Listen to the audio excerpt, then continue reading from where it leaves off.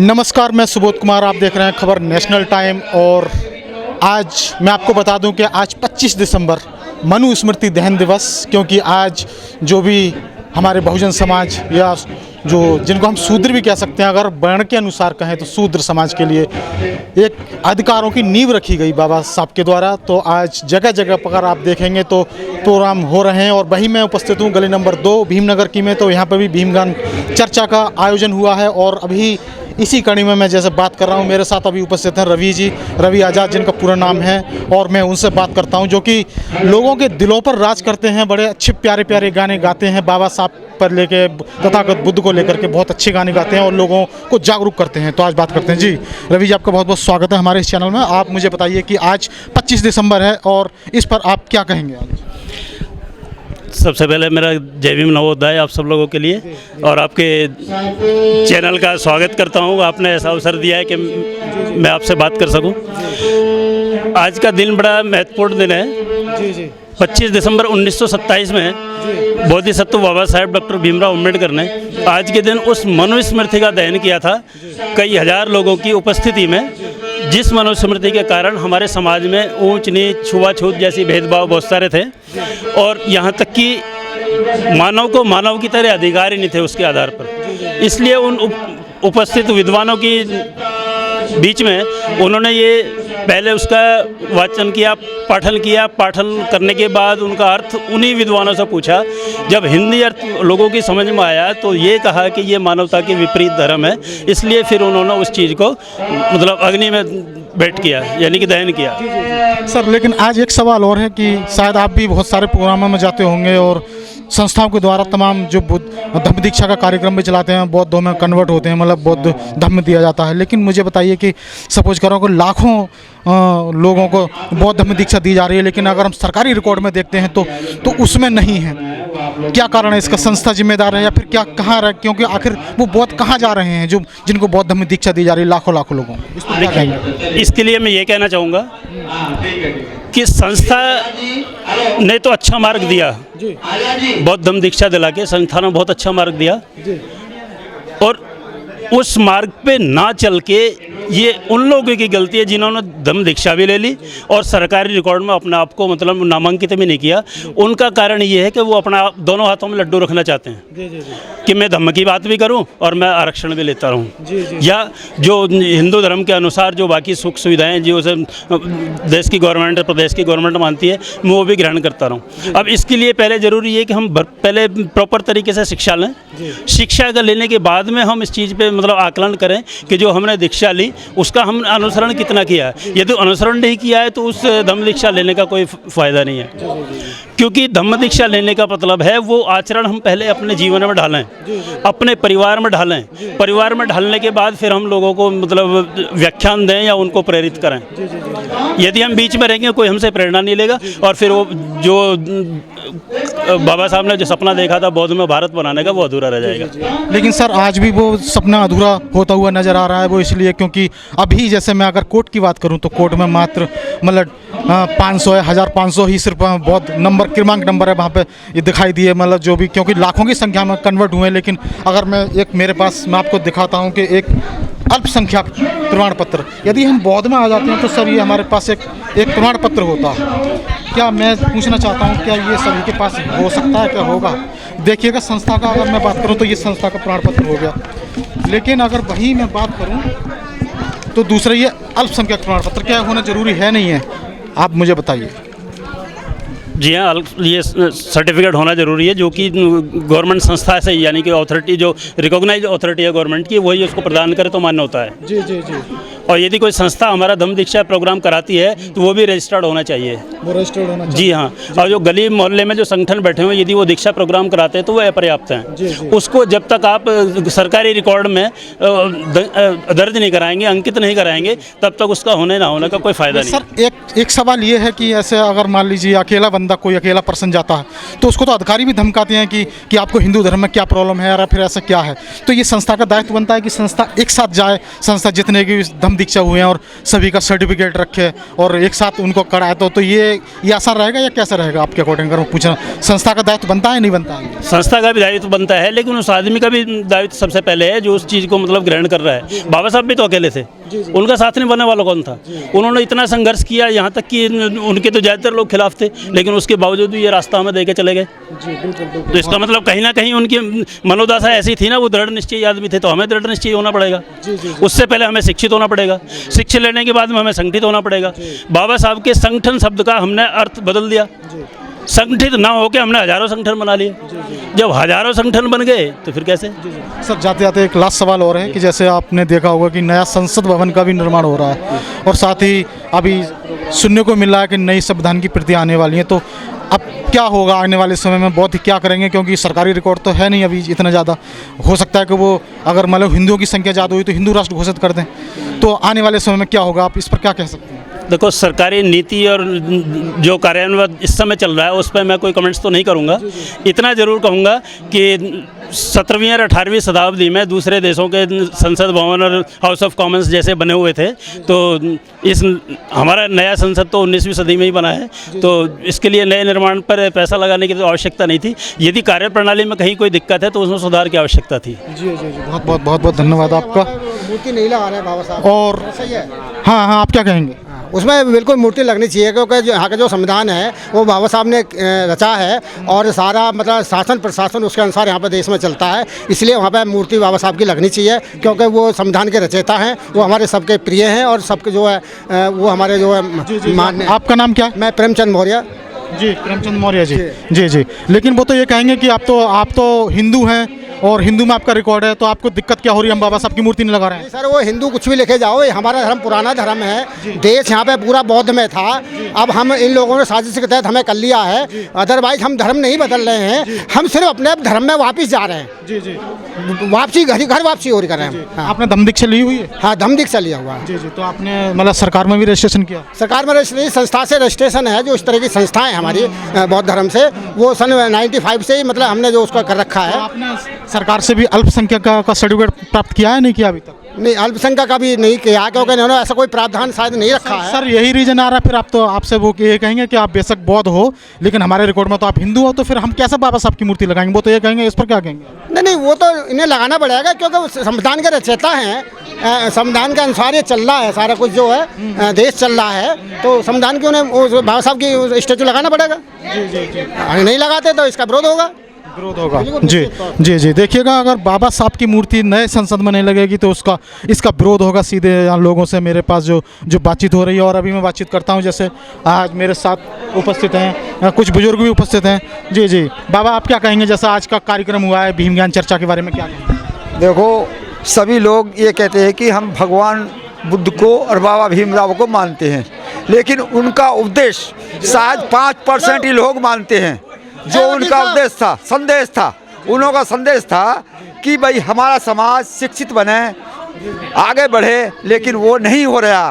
क्यों? हमारे समाज के लोग बिना शिक्षित बनाए बच्चों को क्या काम कर रहे हैं कि जो पैसा उन्हें शिक्षा में खर्च करना चाहिए उसे दारू और मीट और उल्टे कामों के उसमें उलझ रहे हैं, उसको बर्बाद कर रहे हैं। जो पैसा वो दारू में या मीट में या वैसे उल्टे जुआ में या सट्टे में खेलते हैं, उस पैसा को बच्चों की पढ़ाई में लगाए तो हमारा समाज आगे बढ़ेगा, नहीं तो ये समाज और नीचे हो जाएगा। देखो, ये किसी ग्रंथ में नहीं लिखा, कोई भी समाज नहीं कहता कि तुम दारू या मीट खाओ या उल्टे काम करो। सभी समाज यही कहते हैं कि दारू या मीट, इससे दारू इंसान की बुद्धि को खराब करती है, मीट जो है अपने ज्ञान को खो देता है, वो उल्टी रास्ता दिखाता है, वो मिट्टी के समान है, इसको छोड़ना चाहिए। और दारू का तो हर वही करना। बहुत धन्यवाद आपका। और मैं अभी देखिएगा, और सीधा मैं महिलाओं की तरफ भी चलता हूँ। यहाँ पे महिला भी उपस्थित है, महिलाओं से राय लेते हैं। जी, मैं हिंदू मानता भी कौन? जी, आज जैसे कि भीम ज्ञान चर्चा हुई है गली नंबर 2 में, और महिलाओं की भी उपस्थिति रही थी। जी मुझे बताइए आज आप क्या कहेंगी, जैसे आज का कार्यक्रम अभी जैसे अगर मैं बात करूं वकील साहब की, वकील साहब ने क्या है मनुस्मृति के बारे में पूर्ण तरीके से बताया कि क्या क्या लिखा हुआ है। हिंदू नहीं मानते, जब हिंदू में हमारा अधिकार नहीं था कि उसको क्या हिंदू धर्म माने। हम हमारे सारे अधिकार खो लिए हिंदू धर्म ने। तो क्या मतलब क्या अपने आप को बौद्धिस्ट मानते हैं या हिंदू मानते हैं अपने आप को। जी जी जी। और आज की चर्चा के बारे में क्या कहेंगे आप? आज की चर्चा बहुत अच्छी रही, कुछ ज्ञान प्राप्त हुआ, बाबा साहब के बारे में बात मिली, बहुत धर्म के बारे में बात मिली और अपने बहन भाइयों को ऊंचे उठाने के स्तर में बात मिली। तो बहुत अच्छा लगा मतलब। और वहीं में देखिएगा आगे भी यहाँ पे कुछ प्रसाद वितरण भी हो रहा है और मैं आपको झलकियाँ दिखाऊंगा कि यहाँ पे जिन्होंने जो मतलब वक्तव्य दिया था अपना वक्तव्य दिया था उनसे भी मैं बात कराऊंगा सीधे। और सीधे जो हमारे मौर्य जी हैं वकील साहब हैं उनसे मैं सीधे बातचीत कराता हूं, क्योंकि उन्होंने अभी जो मनुस्मृति दहन था उस पर बहुत अच्छा वक्तव्य दिया था और बताया भी था लोगों से। तो जी अभी जैसे इन्होंने बताया भी था, अगर हम बात करें मनुस्मृति दहन की तो काफ़ी अच्छा वक्तव्य दिया था और अधिकारों से भी अवगत कराया था और पूछा भी था क्या यदि मनुस्मृति में जो लिखा हुआ है तो क्या उसको जानने के बाद क्या अभी भी हम हिंदू हैं। उन्होंने इस तरह से सवाल भी किया था। तो मैं इनसे पूछना चाहता हूं जी आज क्या कहेंगे उस जैसा अभी मनुस्मृति दहन दिवस है तो उस पर क्या कहेंगे? देखिए हम हिंदू नहीं हैं, इसलिए हिंदू नहीं है कि बौद्ध होने का मापदंड 5 शीलों का पालन है जी। हम प्रोफेशनल ना मर्डर हैं, ना चोर डकैत हैं, ना व्यभिचारी हैं और ना प्रोफेशनल झूठ बोलने वाले हैं जी। और भगवान बुद्ध ने शुरू में 4 ही सील दिए थे। 5वां सील जहाँ तक बात है हम ड्रिंकर भी नहीं है, हम नशा पानी भी नहीं करते हैं। यदि हम फिर भी अपने को ये कहें कि हम बौद्ध नहीं हैं तो सिर्फ हमारी सोच उधर की तरफ डेवलप नहीं है, बाकी हम कार्यकलापों से बौद्ध हैं जी। लेकिन सर एक सवाल उठ रहा है कि हम तो कह रहे हैं कि हम बौद्ध हैं, मैं भी कह रहा हूं कि मैं बौद्ध हूं, लेकिन हमारा अभी तक बौद्ध होने के बावजूद भी लाखों बौद्ध हो रहे हैं देश के अंदर, लेकिन फिर भी सरकारी रिकॉर्ड नहीं है। वो तो कह रहे हैं कि आप सरकारी रिकॉर्ड के अनुसार हिंदू हो, तो इस बात को कैसे आप नकारेंगे? देखिए सर, जब आपकी